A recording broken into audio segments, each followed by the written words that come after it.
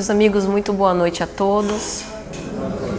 Que Jesus nos abençoe e nos inspire com a sua santa paz. Para mim é motivo de grande felicidade estar aqui pela segunda vez. Eu agradeço penhoradamente o convite da casa e agradeço também a presença de todos vocês.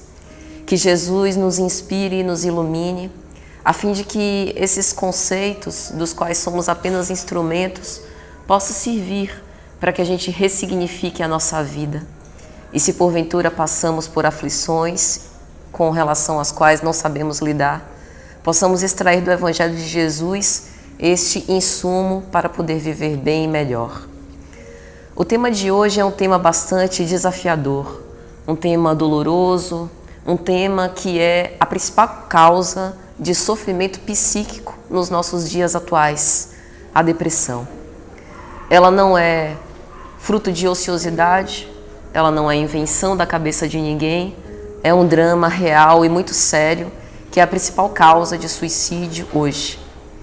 E é por isso que nós vamos voltar às cenas do cristianismo primitivo, relembrar os ensinamentos de Jesus, para extrair daí essas primícias e esses sentimentos sobre o ideal divino, sobre a existência além da vida física, a fim de que de alguma sorte nós possamos recobrar o ânimo para as lutas da vida.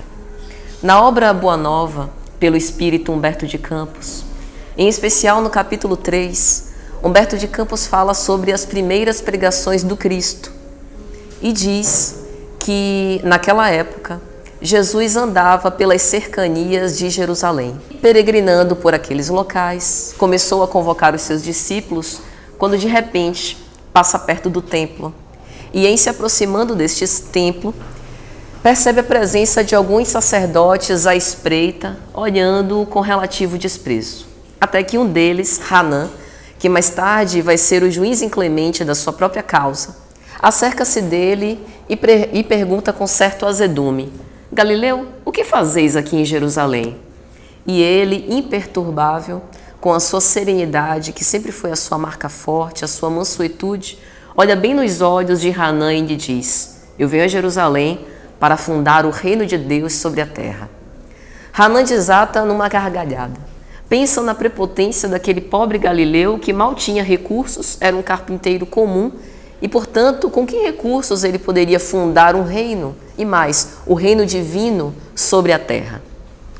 E então, fazendo esse questionamento a Jesus, ele responde com a mesma firmeza, sem deixar a sua doçura e afabilidade: que pensais, Galileu, que seja esse reino de Deus sobre a terra?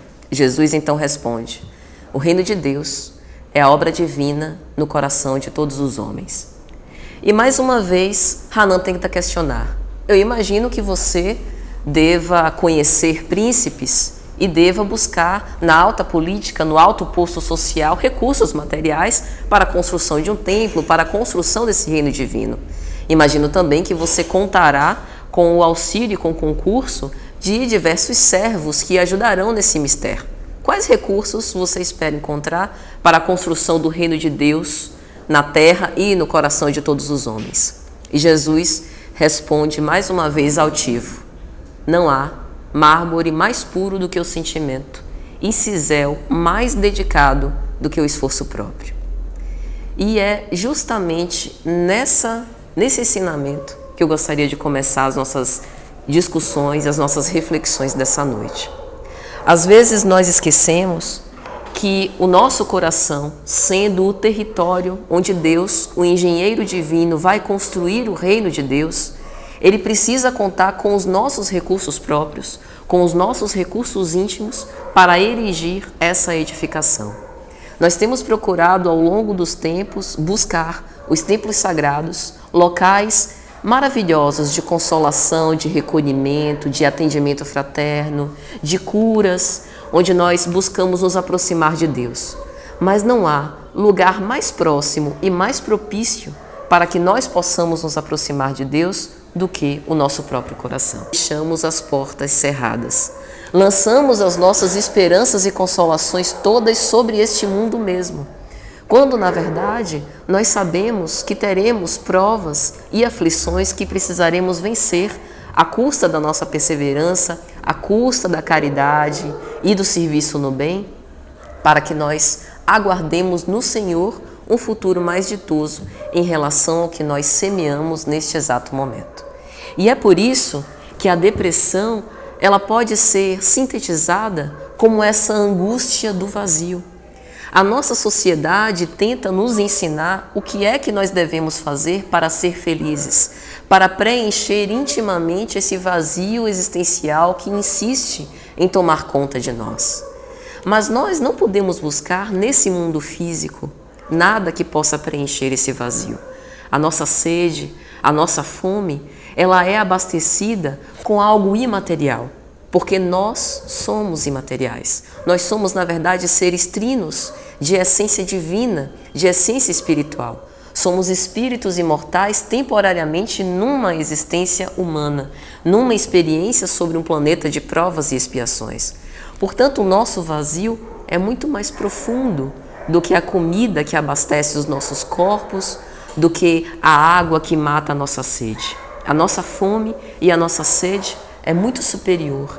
É uma fome de educação dos sentimentos, devido à forma malbaratada com que nós temos enfrentado as nossas experiências, com que nós temos utilizado as relações. E é por isso que, mais que nunca, nós precisamos de Jesus. Porque a nossa sociedade lança sobre nós um fardo muito pesado, que se traduz numa forma de inquietude, de desânimo, nos promovendo essa grande angústia de viver.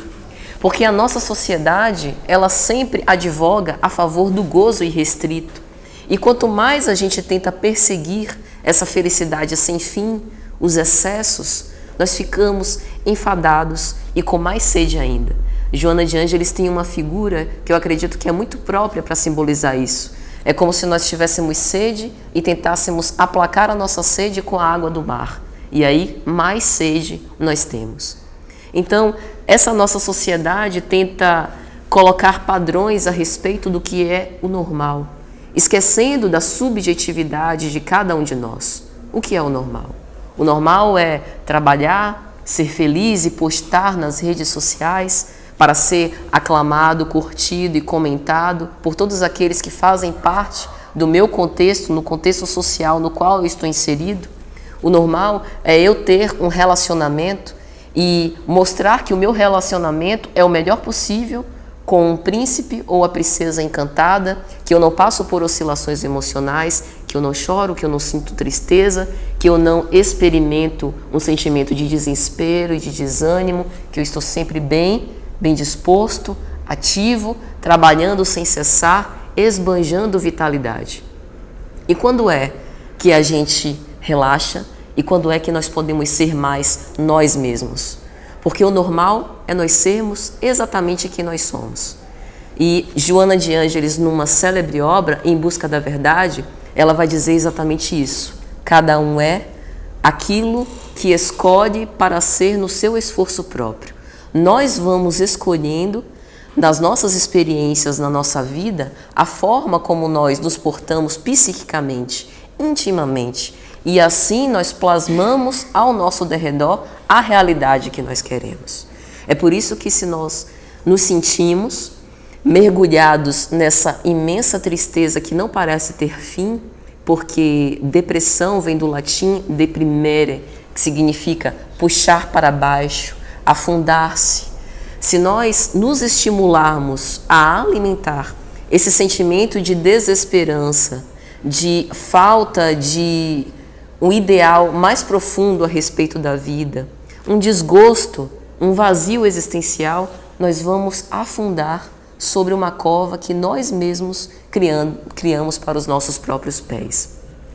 A depressão, ela é um transtorno bastante sério e nós sabemos e advogamos a favor das ciências psicológicas, da terapêutica existente na psiquiatria, na medicina desenvolvida, em todos esses recursos que estão aí para que nós possamos utilizá-los para o nosso pronto restabelecimento. além das terapias alternativas, sobretudo aquelas, por exemplo, que estejam relacionadas às próprias casas espíritas, às leituras edificantes.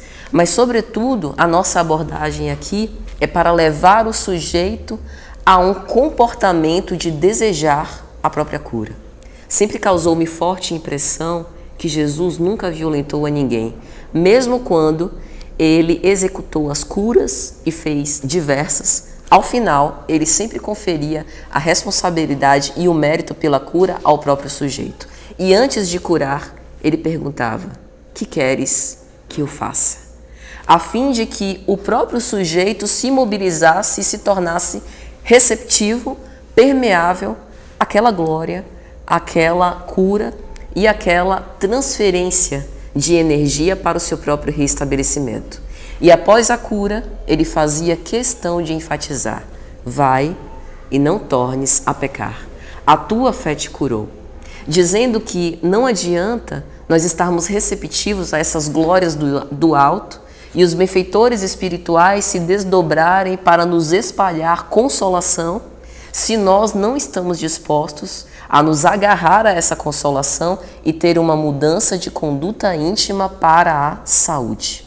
Porque às vezes somos nós que, mesmo inconscientemente, nutrimos aquelas mágoas, ressentimentos, aquele sentimento de autoestima baixa em relação ao nosso próprio valor. Nada externo irá nos conferir o nosso valor. Ainda que a opinião do outro, que é muito importante, porque nós sabemos que pela lei de sociedade nenhum de nós vive sozinho, mas ainda que a opinião do outro em relação a mim seja a melhor possível, que ele me julgue um anjo encarnado, isso não fará de mim um ser perfeito. Assim também, como uma opinião negativa ao meu respeito não me destituirá de valor. E às vezes nós outorgamos ao outro a responsabilidade e a autoridade para nos conferir o nosso valor que é próprio. E é por isso que, sendo o reino de Deus essa obra divina na construção de nós mesmos, cumpre-nos refletir: aonde é que está o nosso tesouro? Qual é o nosso valor? Qual o significado que a minha vida e a minha existência têm para mim? Será que mesmo com os conhecimentos espíritas da imortalidade da alma, que eu sei que essa é uma experiência que não é perene, transitória e que passa, será que a minha conduta, o meu comportamento está conforme isso que intelectualmente, cognitivamente, eu sei, eu sinto, assim como eu penso? Nós ainda temos tempo de reavaliar tudo isso e de descobrirmos essa razão para poder seguir. Porque quando a gente olha para a sociedade na qual nós estamos imersos, a gente vê muita falta de sensatez. Parecem um bando de cegos tateando, sem saber por onde ir. E aí é interessante porque tem um grande desenvolvimento de literaturas, nenhuma crítica em relação à autoajuda. Há verdadeiras maravilhas nessa seção de livros, mas a gente vê uma profusão de livros nos ensinando a ser felizes, ser bem-sucedidos nos nossos relacionamentos, como educar os nossos filhos, como ser rico, como ter dinheiro. E qual é a literatura que nos ensina a ser quem nós somos? Qual a literatura que nos dá base para que nós possamos levar à frente aquilo que nós queremos? Não numa ideia fixa: se eu quero, eu consigo, então eu vou pensar em ser rico e daqui a alguns anos eu vou conseguir lograr, se eu tiver uma fixação nessa ideia. Mas eu me refiro a uma orientação existencial, a uma orientação que vai além dos mantras e das palavras balbuciadas, uma orientação que se reflita em ações. E é por isso que nós começamos aqui refletindo sobre o Cristo. Porque o Cristo veio como um modelo acabado do ser humano, o homem integral, voltou para nós e ensinou-nos, às vezes por palavras. Ensinou-nos, sobretudo, pelo exemplo. Qual deve ser o nosso comportamento perante a vida? Jesus falou-nos a todo momento não para homens que iriam perecer, que iriam morrer numa existência breve, mas falou-nos para espíritos imortais, distribuindo sementes que muitas, a grande maioria, não germinou naquele tempo, veio sendo trabalhada ao longo dos anos e veio dando frutos apenas à custa de muito esforço. Então, que nós possamos beber nesses ensinamentos e aplicá-los na nossa vida para retomar esse ideal divino e essa razão, portanto, para poder seguir. E é interessante porque em O Evangelho segundo o Espiritismo, veja a sabedoria do nosso codificador. Ele coloca no capítulo 5º, bem-aventurados os aflitos, e logo no capítulo subsequente, ele coloca capítulo 6º, o Cristo Consolador, nos mostrando que o Cristo Consolador não é aquele que advoga ao sofrimento, não é aquele que faz um enaltecimento à dor, mas é aquele que nos mostra qual o significado da dor que nos acomete. Porque muitas vezes essa dor é uma porta de iluminação que visa despertar os nossos olhos para uma realidade transcendente, que vai além das dificuldades que nós temos nessa vida presente. E é interessante porque nesse capítulo 5º há um texto sobre a melancolia. E a depressão, no século principalmente 20 e 19, era comparada e chamada de melancolia. E nesse texto, François de Geneve, um espírito amigo, vai dizer: sabeis, porque uma vaga tristeza às vezes se acerca de ti, fazendo-vos sentir a vida tão amarga, é que o vosso espírito aspira à felicidade e liberdade, mas preso ainda no corpo não consegue libertar-se. É interessante porque ele aponta a principal causa da melancolia, a nossa prisão temporária no corpo, quando nós poderíamos aspirar outras experiências. Mas esse nosso estado, essa nossa experiência no corpo é necessária para o nosso processo de aperfeiçoamento. E é por isso que este sentimento de melancolia e de angústia é algo que precisa ser vencido à custa do nosso próprio sacrifício, através da compreensão desse tipo de experiências. E aí no capítulo 5º, a primeira mensagem que Kardec coloca é justamente justiça das aflições, nos explicando que nenhum de nós padece de aflições de uma forma injusta e que, na verdade, cumpre a nós refletirmos por que nós experimentamos essas emoções. Por trás dessa emoção de medo, de tristeza, de infelicidade, qual o sentimento que está por trás? Será que não foi alguma experiência que aconteceu no meu passado e que eu não consegui diluir e trabalhar satisfatoriamente, pensando que aquilo foi uma experiência para que eu ganhasse sabedoria, para ter escolhas ou fazer escolhas de uma forma melhor, com mais discernimento. E às vezes nós nos magoamos, nos suscetibilizamos e tentamos esquecer e apagar aquilo que nos aconteceu, negando, gerando um conflito que mais cedo ou mais tarde vai eclodir. Sigmund Freud, pai da psicanálise, costumava dizer: as emoções, elas nunca morrem. E uma vez que nós as enterremos, elas continuam vivas e irão eclodir mais tarde, possivelmente na forma de um grande sofrimento psíquico. É por isso que nós temos recursos externos. Os medicamentos psiquiátricos, se bem orientados por um profissional, a terapêutica psicológica, nós temos os recursos dentro das casas espíritas, com essas terapias alternativas, as leituras edificantes, mas temos uma terapia indispensável: a nossa auto-inclinação para poder nos curar. Porque todos esses recursos externos são muito bons, muito válidos e realmente podem nos ajudar. Mas se nós não quisermos aproveitá-los, nós continuaremos doentes e dopados, o que é pior, aprisionados nesses grilhões que nos deixam nesse ritmo de angústia que parece não se dissolver. E é por isso, então, que nós precisamos refletir sobre isso, a fim de que nós possamos vencer essa doença grave, que não é uma mera tristeza, mas é muito mais profunda. Cada processo depressivo, ele é particular e é multifatorial. Cada um expressa a depressão de uma forma, mas os psicólogos e psiquiatras lançam uma série de sintomas que em geral se repete na grande maioria dos casos. Falta de sono ou excesso de sono, falta de fome ou muita fome, mas sobretudo falta de prazer pela vida, o que os cientistas chamam de anedonia. É como se a vida não tivesse mais as cores que para as outras pessoas que vivem mais felizes e bem dispostas têm. A figura do deprimido preso numa cama, que foge do contato social e se isola, embora bastante comum, ela não vale unanimemente para todos os casos. Às vezes, os deprimidos estão trabalhando e se sobrecarregando de serviço com o objetivo de tentar fugir desse sentimento de falta de apetite pela vida. E isso piora ainda mais o quadro, porque é como se eu esquecesse de quem eu sou intimamente, desse ser psicológico que eu sou, para que eu buscasse do lado de fora as distrações para me manter suficientemente ocupado. Mas o tédio, uma hora vai chegar.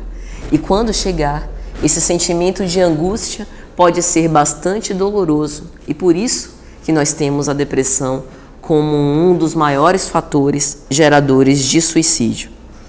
E Jesus vem justamente como esse nosso modelo e guia, como esse mestre, fazendo-nos ressignificar todas essas dores e aflições, fazendo-nos compreender em como viver bem com os nossos semelhantes, mesmo superando esses atavismos e essas dificuldades que nós enfrentamos.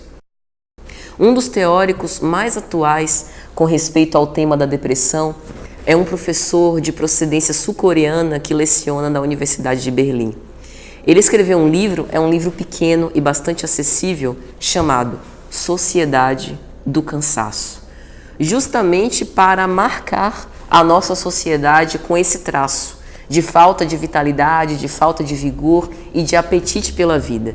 E ele fala coisas interessantíssimas. Uma delas é o seguinte: a falsa liberdade imposta aos indivíduos da sociedade do desempenho, ao invés de gerar loucos e delinquentes, produz depressivos e fracassados. Por muito tempo nas nossas existências, fomos reprimidos por sociedades que tentaram estabelecer padrões sociais do bem comportado, daquele que não pode expressar tudo aquilo que sente. Hoje, a gente vê, todos nós expressamos tudo que nós sentimos e em público. As redes sociais são o que antigamente nós tínhamos os confessionários nas igrejas, né? As pessoas desabafam, falam dos seus problemas para todo mundo ver. Então hoje nós temos essa pseudo-liberdade. Mas veja que essa liberdade da nossa sociedade atual é sumamente diferente da liberdade e da autonomia que o Cristo nos dava. Ninguém, mais do que o Cristo, empoderou tanto o indivíduo humano. Quando o Cristo deu a nós a responsabilidade pelas nossas curas, para renunciar a nós mesmos, tomar a nossa cruz e seguir os ensinamentos, preparou os apóstolos para serem os futuros propagadores do seu evangelho de amor, é como se ele depositasse em cada um dos nossos corações essa chama viva para a continuidade dos seus ensinamentos. Isso é autêntica liberdade. É uma liberdade orientada, aclarando no nosso íntimo, através da nossa consciência, a bússola e o direcionamento para que nós saibamos por onde ir. A nossa sociedade atual, a pretexto de dar liberdade, cobra-nos um desempenho de sermos sempre felizes, de sermos sempre os mais produtivos, de dar respostas cada vez mais rápidas. O retrato da nossa sociedade, da tecnologia da informação, a celeridade das informações, as comunicações rápidas, tudo isso nos deixa mais acelerados, mais ansiosos, e nós não temos sido habituados a perder. Nós não temos sido habituados a enfrentar frustrações. E quando a frustração chega, numa sociedade como essa, marcada pelo desempenho, é como se fosse um fracasso insuportável. E como a nossa sociedade nos coloca como adversários, como competidores, é como se colocássemos como rivais, como se estivesse apenas uma posição lá no final, lá no fim da vida, e nós estivéssemos nos engalfinhando e brigando para quem fosse pegar esse troféu lá na chegada. Só que com Jesus, nós vamos na contramão do que essa sociedade estabelece. Com Jesus, vencer é abrir mão. O amor, na sua mais alta importância, na sua sublimidade, é renunciar a si mesmo. Renunciar a sempre ganhar. Renunciar a sempre estar certo numa discussão. Renunciar a impor a sua opinião em relação ao outro. A tolerar aquele que pensa diferente de mim. A tolerar aquele que não me acompanha nas minhas próprias convicções. A esperar. Quando o apóstolo Paulo escreve na sua epístola aos Coríntios aquele tratado sobre o amor é paciente, tudo espera, tudo suporta. A gente vê que não é um amor humano, é um amor divino. É um amor que é desenvolvido à custa do nosso próprio esforço. É um amor que não nos gera ansiedade, que não nos gera desejo de poder. Hoje a gente vê, eu amo o outro e quase quero acorrentá-lo à minha cama. E se o outro decide não mais permanecer ao meu lado e decide ter outras resoluções para a sua vida, tomar outros caminhos, consorciar-se novamente com alguém, a gente vê o desespero que às vezes toma conta de alguns de nossos irmãos, a ponto de querer aniquilar a vida do outro se ele não permanece junto comigo. Que tipo de amor é esse? Que tipo de respeito ao outro é esse? E se a gente ainda não consegue exercitar essas tolerâncias para o externo, como é que a gente tolera a nós mesmos? Nós precisamos abraçar as nossas sombras e as nossas imperfeições, ter aceitação. Mas a aceitação não é uma resignação acomodatícia, em que eu percebo as minhas imperfeições e fico que nem Gabriela. Eu nasci assim, eu cresci assim, vou morrer assim. Percebo que eu tenho necessidades de melhoria, que eu não tenho esse desempenho infalível, que nenhum de nós é infalível. Nós somos perfectíveis. Nós estamos acertando algumas vezes, errando a maioria delas, tendo as experiências para escolher cada vez melhor. O nosso futuro é a perfeição, mas nós ainda não estamos lá. Pelo contrário, nós iniciamos a caminhada. Estamos mais próximos dos instintos mais arraigados do que da angelitude. Mas chegaremos lá, se tivermos perseverança suficiente e se soubermos educar os nossos sentimentos e, sobretudo, nos amar. Porque se a gente não consegue desenvolver o auto-amor, o apreço pela nossa própria existência, se nós desconhecemos o nosso valor, a gente não pode reconhecer o valor de mais ninguém. E é por isso que as nossas relações são tão tumultuadas, tão marcadas de orgulho, de egoísmo, de tentativa de impor-se em relação aos outros. E aí ele vai dizer mais para frente, esse teórico: o sujeito de grande desempenho jamais realiza sua meta porque concorre consigo mesmo, e com isso é impossível que ele chegue à conclusão. O ser humano é, pela sua própria natureza, inconclusivo. Nós estamos em processo de melhoria contínua, de aperfeiçoamento incessante. Então, quando nós chegamos numa condição de um modelo mais bem acabado do que nós éramos, e que nós comparamos aos espíritos que estão na hierarquia espiritual mais avançados moralmente do que nós, a gente vê o abismo que ainda nos falta transpor. Então, nós sempre seremos inconclusivos e inacabados. Estamos nesse processo de aperfeiçoamento contínuo. É por isso que nós também precisamos ter paciência para conosco e não romantizar esse processo evolutivo, porque ele não se dará com flores e sempre da forma mais tranquila possível. Às vezes será necessário, e quase sempre, nós empreendermos essa luta interna, como o apóstolo Paulo dizia, esse bom combate, em relação às nossas próprias imperfeições. Mas não é querendo extirpar as nossas mazelas morais à custa de agressividade e violência. Lembremos da parábola do joio e do trigo. É necessário que o joio e o trigo cresçam juntos, senão a gente perde também a colheita do trigo. Mas a gente pode aprender a alimentar aquilo que há de melhor no nosso próprio interior, ressaltando as nossas qualidades, mas para isso é necessário autoconhecimento.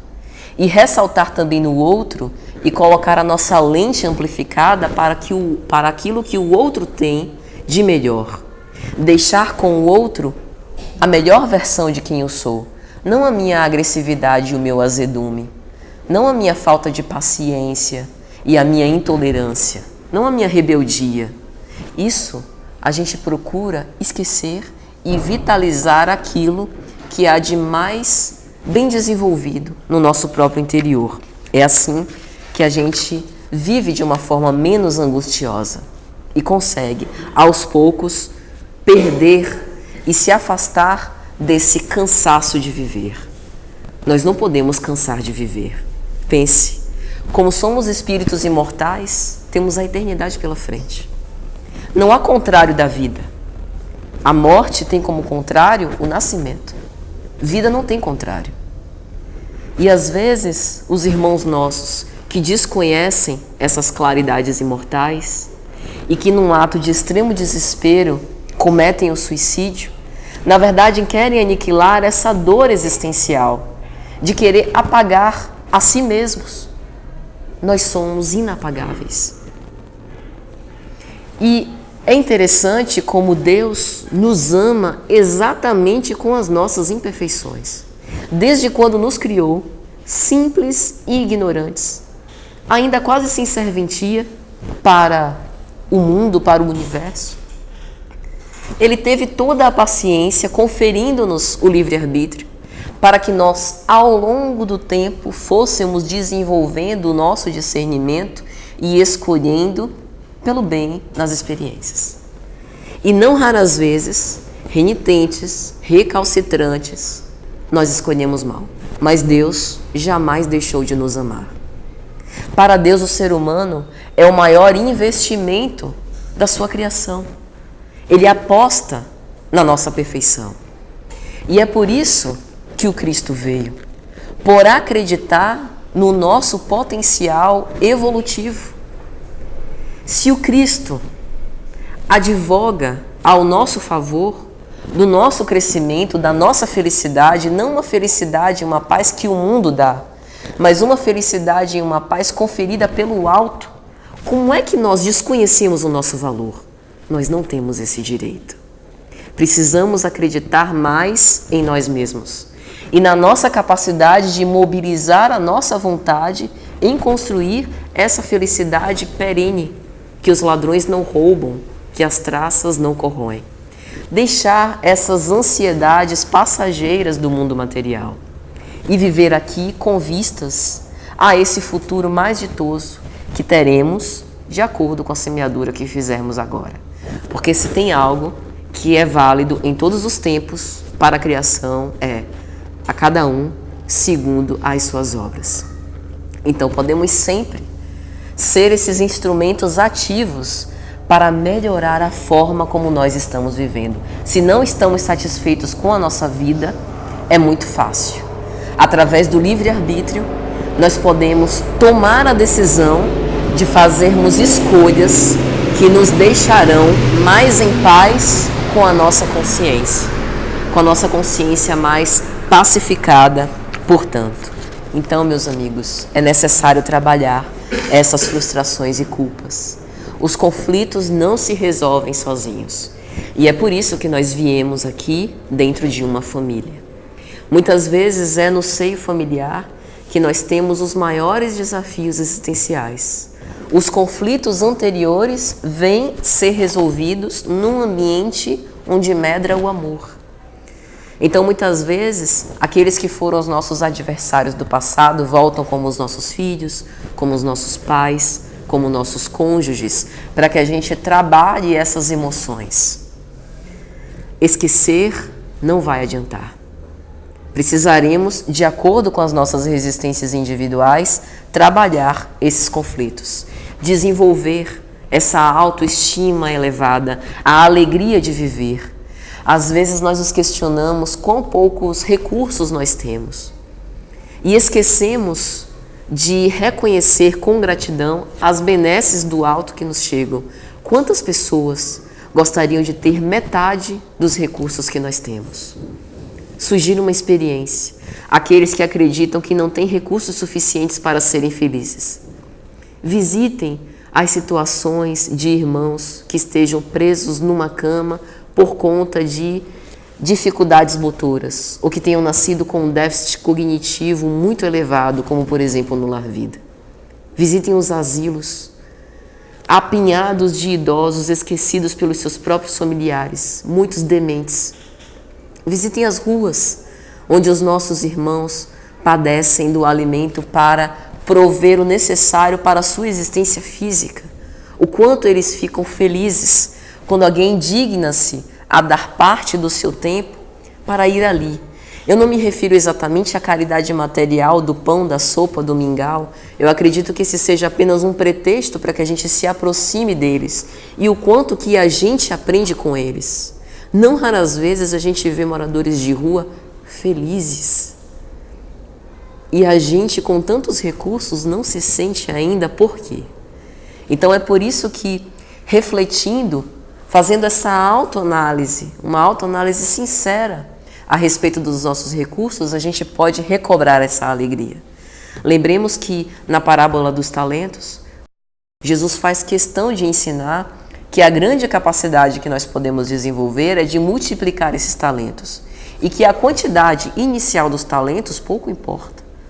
O importante é o quanto do nosso esforço e do nosso engajamento faz com que a gente multiplique esses recursos do alto. E os talentos são os mais diversos. Desde este apreço pela vida, desde os filhos que nos chegam, o dom da palavra, o dom de confortar alguém com a nossa atenção, com a nossa paciência. Tudo isso são os talentos do alto. E aí, esse teórico vai dizer mais uma vez: a sociedade do doping substitui o tratamento do conflito psíquico em sua gênese pelo uso da medicação psiquiátrica. Nada contra a medicação psiquiátrica, que é um avanço dos mais preciosos da nossa medicina, quando orientados por profissionais especializados dentro de panoramas específicos. Mas às vezes a gente faz uso de uma forma completamente aleatória desse tipo de medicação para dormir, para acordar melhor, para poder lidar com a nossa própria existência, quando em muitos casos a nossa posição, a nossa autoafirmação para gerenciar o nosso próprio conflito psíquico seria um remédio muito mais eficaz, que nos proporcionaria uma cura duradoura e que nos daria, portanto, este sentimento de realização interior, que é uma conquista. A gente pode buscar fora mecanismos externos para que a gente se sinta melhor. Às vezes, conversar com um amigo, e aí o amigo ressalta as nossas qualidades, isso nos ajuda, nos emula, nos faz com que a gente saia daqueles miasmas que nos deixam para baixo. Mas o externo é apenas um estímulo. Eu preciso desenvolver em mim a capacidade de pegar esses estímulos, seja através daqueles com os quais eu convivo, seja do alto, que não nos cansa de nos espalhar bênçãos, mas às vezes somos nós que não nos colocamos numa situação receptiva para acolher e fazer também multiplicar. Portanto, a principal terapia é essa autodeterminação para a verdadeira cura. E na obra Amor Imbatível Amor, Joana de Ângeles dedica um capítulo especial para falar sobre a depressão. E ela vai dizer que, invariavelmente, a depressão é sempre uma forma patológica de um estado nostálgico. Às vezes a gente se prende no passado, seja num passado de culpa, de remorso, que a gente volta com aquela circunstância e quando a gente pensa em algo que aconteceu, toda a carga emocional envolvida na cena retoma. E parece que vem com uma ênfase ainda maior. E se a gente já está com um humor deprimido, se a gente já está emocionalmente fragilizado, a gente sente as repercussões ainda mais dolorosas desse fato.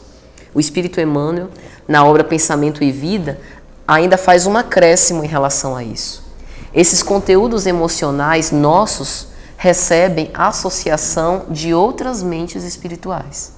É por isso que o processo depressivo, como todos os outros transtornos, como nós somos antenas psíquicas radiantes, nós nos associamos com outras mentes, encarnadas e desencarnadas, que vibram junto conosco. Ele vai dizer, nós assimilamos os pensamentos daqueles que pensam como nós pensamos. É por isso que quando a gente está num quadro fragilizante emocionalmente como esse, uma coisa interfere na outra. Tanto o aspecto fisiológico, do corpo físico, que, por exemplo, a deficiência de neurotransmissores afeta também no nosso psiquismo, quanto o aspecto espiritual. É como se nós estivéssemos temporariamente mais permeáveis e suscetíveis a essas influências que invariavelmente todos nós sentimos. Portanto, é tão importante e urgente pedirmos ajuda e também nos colocar nessa posição de nos ajudar. Ele vai dizer, em qualquer providência e em qualquer opinião, nós somos sempre a soma de muitos. Quando nós oramos, nós nos conectamos com aqueles que naquele exato momento também estão naquela posição de oração, com os espíritos amigos que tentam nos auxiliar a elevar os nossos pensamentos em adoração a Deus. E quando nós estamos nutrindo esses pensamentos que nos geram essas repercussões negativas, existe também uma nuvem de testemunhas que nos assiste e que nos alimenta psiquicamente naquela ordem de pensamentos. Por isso, é tão imperiosa essa nossa necessidade de renovação interior. E uma das formas também mais usuais e eficientes para que a gente possa vencer esse processo é a laborterapia. Utilizar o trabalho dentro das nossas condições para espalhar essas sementes de vida e esperança, fazer o bem ao nosso derredor. Por quê? Porque mobiliza as nossas forças internas, a gente passa a se sentir útil para a nossa sociedade, útil para o outro, e isso nos ajuda também a reconhecer o nosso valor, reconhecer as nossas oportunidades de melhoria. O outro é a ponte mais próxima que nos conduz a Deus. Quando nós convivemos uns com os outros, é mais fácil da gente se perceber. E o trabalho é essa forma preciosa de colocar as nossas forças em ação, colocar-nos como instrumentos deste influxo divino também para nos mobilizar nesse processo de cura. Não esquecer que a depressão sempre tem uma componente orgânica muito forte. O corpo influencia no espírito, assim como também o espírito influencia no corpo. Por isso é tão importante cuidar do corpo e do espírito. E não raras vezes os terapeutas recomendam prática de atividades físicas, meditação, mexer o corpo, para que de alguma sorte as coisas andem em conjunto para a melhoria do próprio paciente. E há um escritor chamado James Hollis, ele escreveu um livro belíssimo sobre depressão, Os Pantanais da Alma. Ele é terapeuta de origem junguiana e ele vai dizer algo bastante interessante.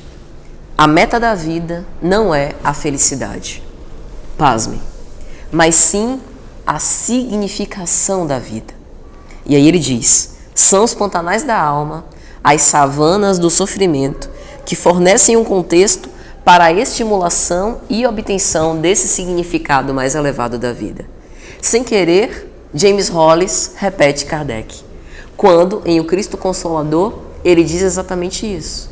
O Cristo Consolador vem com aquele apelo, vinde a mim, vós que se sentis em aflição, sobrecarregados, e eu vos aliviarei. Mas, quer dizer, ele explica, né? Porque o meu jugo é suave e o meu fardo é leve. É como se Jesus nos propusesse uma troca. Dá-me as tuas aflições e a tua angústia interior, e eu te dou consolação e paz. O meu fardo é leve. É a cruz das suas próprias dificuldades que você precisará enfrentar. Aquilo que nós dissemos sobre nós enfrentarmos e trabalharmos os nossos conflitos íntimos. E o jugo suave é justamente essa prática do bem, o exercício do amor, a exemplificação dos ensinamentos que ele nos deu. É uma troca bastante justa, uma troca que vai nos conferir felicidade.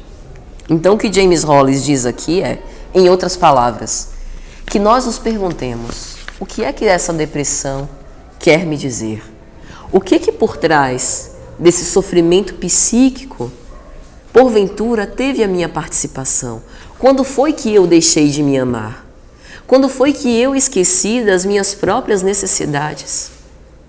Por que eu estou tendo pouca valorização em relação à minha vida? Quando foi que eu esqueci que a minha vida é importante? Que Deus me ama e que Ele fez uma aposta em mim? E aí a gente passa daquela situação de conformismo, de inação, de ficar no mesmo lugar, chorando, num desgosto atormentador, para a ação. A gente muda a vibração, se autodetermina a fazer o melhor que nós pudermos naquele momento para sair daquele charco, que ele chama como o Pantanal da alma. Então, ele vai mostrar o valor do Pantanal da alma. Ele vai dizer que nessa fase de sofrimento, a gente está mais sensível para perceber o real significado da vida. Porque quando a gente está na euforia e na alegria, às vezes a gente esquece. Se afasta da casa espírita, esquece de orar. É muito mais fácil a gente agradecer e se aproximar de Deus nas situações quando a dor nos chega. Infelizmente, na maioria das vezes, a gente ainda funciona dessa forma. Então, esse sofrimento psíquico profundo me faz chegar mais próximo do meu íntimo, daquilo que eu sou interiormente.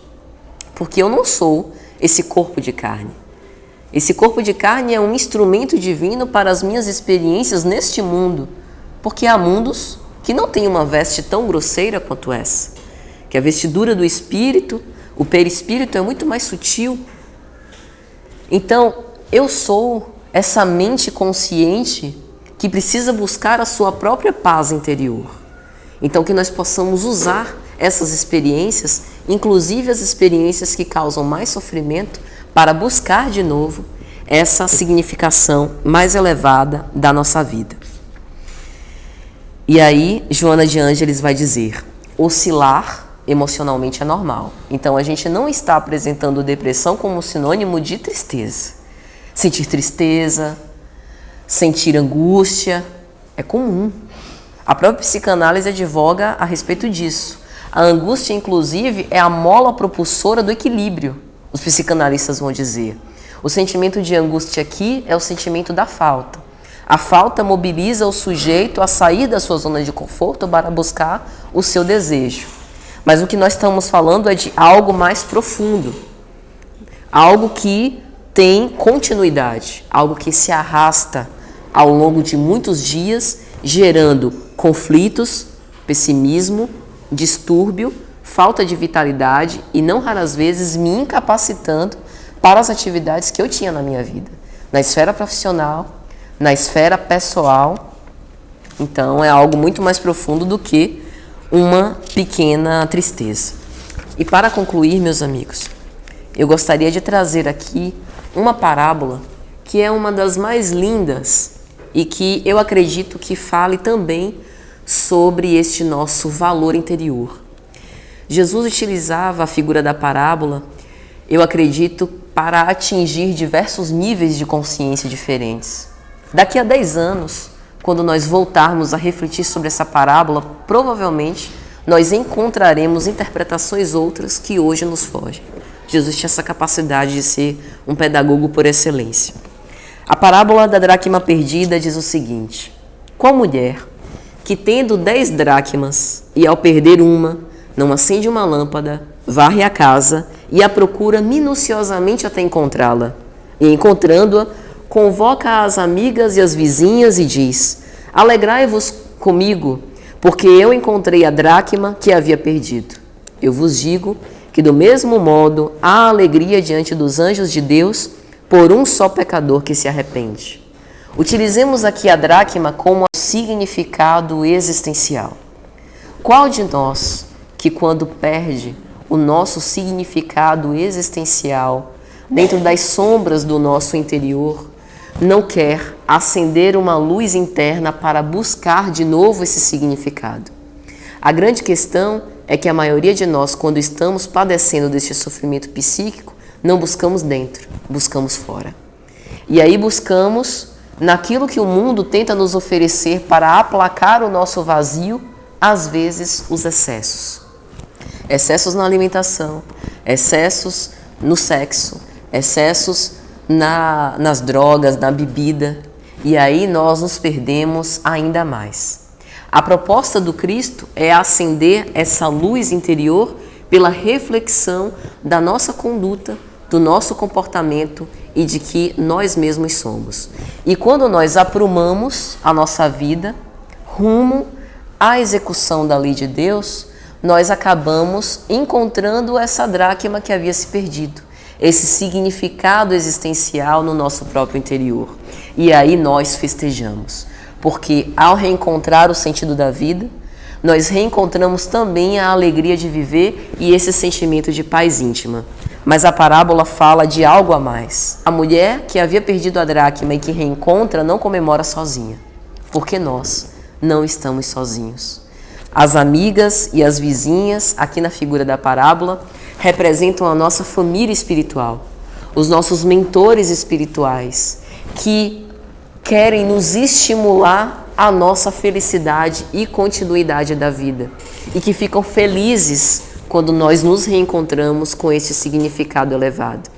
Pensemos em Jesus para gerenciar os nossos conflitos, que Ele nos envolva com a sua santa paz. Obrigada a todos.